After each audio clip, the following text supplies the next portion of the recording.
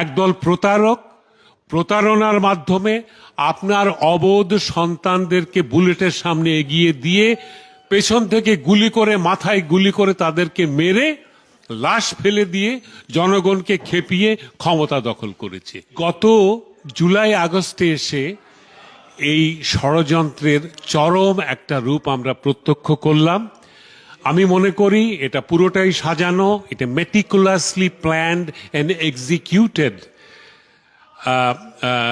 Operation. এখানে যারা কাজ করেছে এরা ট্রেন্ড, এদের অপারেশনের ধরন দেখে আমি তখনই বলেছি, প্রথমেই বলেছি যে আড়ালে কে। কারণ সাধারণ ছাত্ররা কখনোই জানে না কি করে এই একের পর এক স্থাপনা পুড়িয়ে দিতে হয়, ভেঙে ফেলতে হয়, বিস্ফোরক ব্যবহার করে সবকিছু জ্বালিয়ে পুড়িয়ে দিতে হয়, ওরা এগুলো জানে না। বড়জোর পুলিশের দিকে ইট পাটকেল ছুটতে জানে, এর বেশি কিছু নয়। তাহলে এগুলো কারা করলো? আড়ালে যারা ছিল। কারা আড়ালে ছিল? এখন যারা ক্ষমতা দখল করেছে। এই ক্ষমতা দখলকারীরা স্বাধীনতা বিরোধী, মহান মুক্তিযুদ্ধকে এরা মুছে দিতে চায়, 7ই মার্চকে মুছে দিতে চায়, 25শে মার্চকে মুছে দিতে চায়, 16ই ডিসেম্বরকে মুছে দিতে চায়। আমাদের পুরো স্বাধীনতা এবং 30 লক্ষ শহীদের যে ত্যাগ, যে বেদনা, যে ক্রন্দন, যে কান্না, যে ইতিহাস আমাদের রয়েছে, এই মহান মুক্তিযুদ্ধের সবকিছু তারা মুছে দিতে চায়। কারণ এটা তাদের এজেন্ডা। কেন এজেন্ডা?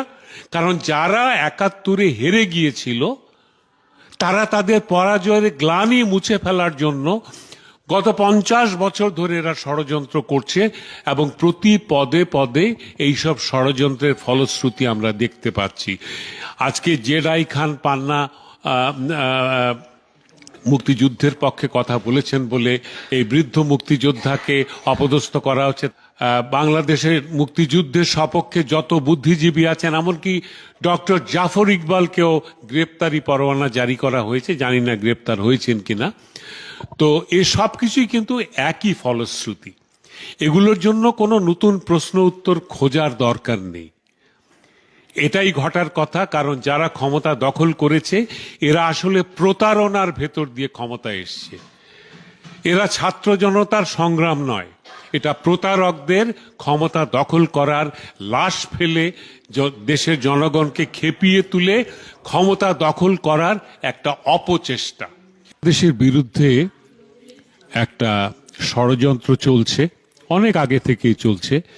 মহান মুক্তিযুদ্ধ, স্বাধীনতার পক্ষে যারা কথা বলেন তাদেরকে অবদমিত করে, মহান মুক্তিযুদ্ধের ইতিহাস মুছে ফেলে, বঙ্গবন্ধুকে অস্বীকার করে, এবং বাংলাদেশের মুক্তিযুদ্ধের যত স্থাপনা সবই তো ধ্বংস করা হয়েছে।